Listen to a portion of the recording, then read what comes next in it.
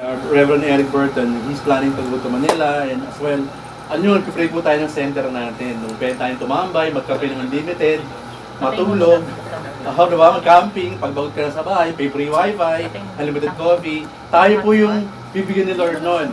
At pag binigay po sa atin yun, sabihin natin, atin yun. Sabihin natin, atin yun. Atin yun. Ayun, siyempre. Sabi mo kay Kuya Abi, meron siyang dalawang haligi na ron. And yung dalawang hamba, tag-dalawa kami. So, ganun po kamakapangyarihan ng Diyos. Ako po, lagi ko pong sinishare sa inyo na I've been with the ministry for 20 plus years. Si Kuya Abi rin, siguro, ganun na rin. Makikit pa. But this is a miracle of God that we are part of an international church. Ang pangalan po ng church na sa Korea, Pyunggang, o hindi, kasi siya Pyunggang, Chail Church. Check sa YouTube. Tapos, yung pong Church Pastor Eric sa Hinesville, Georgia ay Covenant of the Fourth Church. So, yung sa Amerika, branch po siya ng Korea. Alright? Siguro nakita niyo naman sa Facebook, wala akong pumpay sa pag-post kasi sobrang first time makasakay ng airplane, PG. Wala pa kayo natin si Lord. Baka kayo nakapag-domestic na si ate, baka nakapag-domestic na. Ako hindi pa po talaga. Si Kuya Abi, nakapunta ng Middle East, kung saan. Ako first time ko po talaga yun. In my 50 years of existence in this world. So, blessing po talaga sa akin yun. Alam mo yung nasa tabi ka ng bintana ng ulap, ang ganda pa ng ulap. Parang ignorante. Parang yung ulap, mataan. So, alam niyo yun. But we're praying that, mga batang generation makaranas nun kasi it's a blessing of the Lord, right? Kasi, minsan ginagawa naman siya, magpunta ka ng Hong Kong, bibili ka ng sapatos. Sapatos dahil pera. Anyway, before we begin our message for today, let us pray. Father in heaven, thank you very much for today.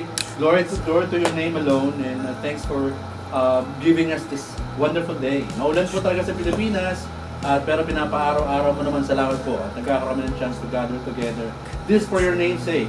And we glorify your name, we honor you, we give you thanks and praise for your good. Bless all our families and give us health.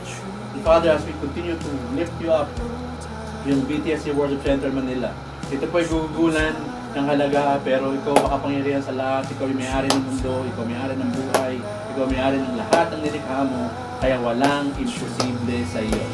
Malapit na po ito at kiniklaim po namin sa pangalan mo, kaya pinanampalataya ng buong puso at papalain po kami, ikaw ay paghimalang Diyos. Lahat pwede sa iyo. Lahat ay posible. Ito kami talaga sa Panginoon Jesus. Amen! Pabila pala ni Kuya Abi, natenga siya, di ba? Kaya kailangan malaking place.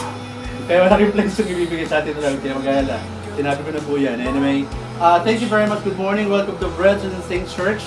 Alright, Manila. So, sa lahat po sa inyong pagpunta. Ito po pala sakto. Napunta natin lang. Ito po kami nagpunta nun. Ito po yung prayer garden, yung kabila nun. Prayer garden siya. Doon po nilagay ang labi ni Reverend Abraham Di Sarmiento Park. Okay? Na sa po 86 years old na pumanaw, kinuha ni Lord. 2014 siyang binawi ni Lord. Binawi siya ng life. Pinawis sa bahay. Nakalibig siya banda dito. Kasi ito yung bandang kilid. So yun po yung prayer garden. Check sa Facebook ako. Tuwan po ako nakita ko yan. Mataas po yan. Bago ka makarating dyan, siyempre, medyo hingalin ka ng konti. Pero okay lang. Worth it naman. Okay? So wala pong flex sa inyo kasi yun yung ginagawa kong PowerPoint background kasi naka-refresh. Alright?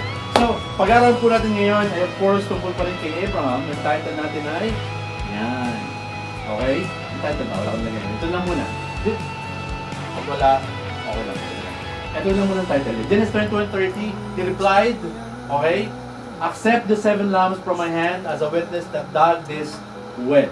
Ito po yung kwento kung saan si Abraham ay naghukay-hukay ng mga balon. Sino nakakasigib sa balon?